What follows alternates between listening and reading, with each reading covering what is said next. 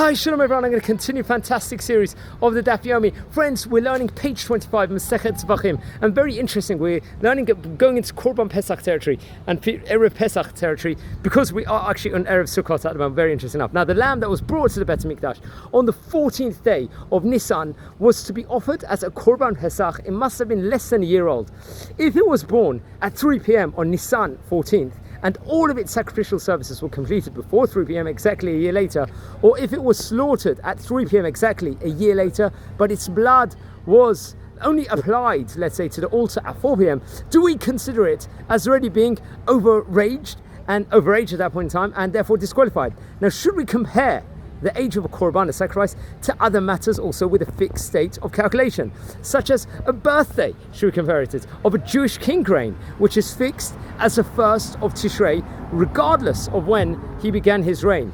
Then this animal's first year would have ended on Tishrei and would have been considered overaged, even if the entire service was completed before 3 p.m. So how do we look at it? Now, the Talmud in Masechet Nida, we learn in page 47, cites, I believe, a scriptural proof that with regards to this, or to a korban, as in a number of other cases in calculating years, there is no fixed date, and each animal's age is calculated according to when it was born.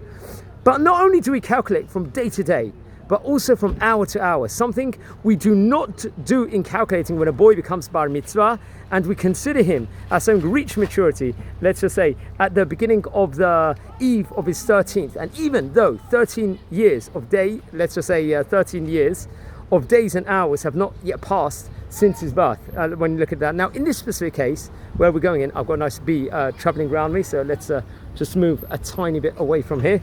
In our case, then, if the service was completed, let's just say, with application of the blood to the altar before 3 p.m., it is a kosher korban, it's going to be seen as. But if the animal became an hour older than a year of days and hours before the entire service is completed, it will then be invalid. That's the science behind this over here, and by a beautiful gardenery synagogue over here. So wishing all a Chag Sameach.